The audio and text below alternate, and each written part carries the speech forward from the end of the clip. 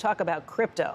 It's been a little more than 7 months since El Salvador made Bitcoin a national currency. The country's president has promoted it endlessly, but there are two questions people really want to know. Does it work? And does anyone really use it? NBC's Gadi Schwartz spent 48 hours on the ground in El Salvador to find out.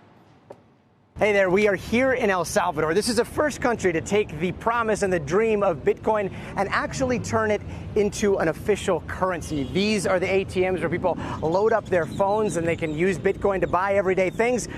But how does it work? Hey, we finally got our money 2.5 hours later, $199.01. Not sure where the 99 cents went, but money's on our phone. They got special lines for people paying in Bitcoin. Okay, so we got our groceries, but not because we paid in Bitcoin. They said that their transaction had been canceled. It showed that it had gone through on our account, so we're down about $14. This is the second time we've tried to use Bitcoin with Strike Wallet here in El Salvador, and we're 0 for 2. Wow. Gadi is back from El Salvador now, and he joins us. And Gadi, while you were there, who did you talk to from the government? And how is the El Salvadorian president's administration defending this move to adopt Bitcoin? We should point out that the IMF basically said, don't do this.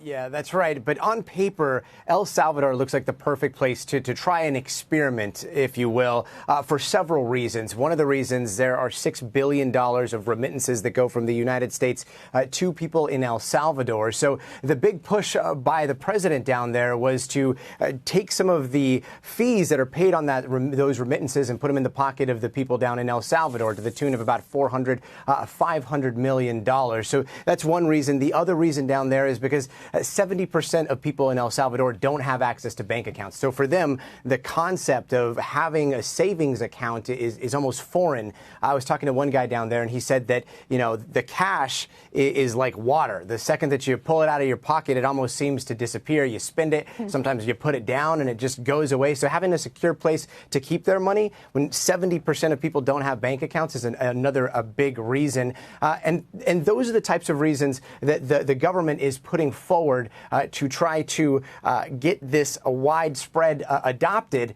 And the third reason is because of trust. In El Salvador, people trust the president. He's got an approval rating of something like 85 to 90%. When we were down there, every working class person that we spoke to said they trust their president. Now, when it comes to Bitcoin, though, cash needs to work 100% of the time, or any type of currency needs to work 100% of the time. And so you have one bad transaction, two bad transactions, where all of a sudden this thing that you have on your phone either gets lost along the way, or the balance doesn't show up, or you put money into the ATM there and it takes 2.5, we've heard up to 8 hours for it to hit your account. There's a lot of sitting there. There's a lot of waiting there. There's a lot of anxiety. And so for the people of El Salvador, most of them have tried it.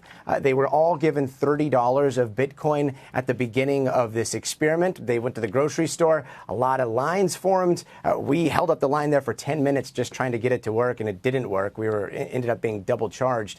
So just one experiment like that, and most of the people in El Salvador said that they're not using El Salvador to us, but they did say they trust their president. Yeah, I think that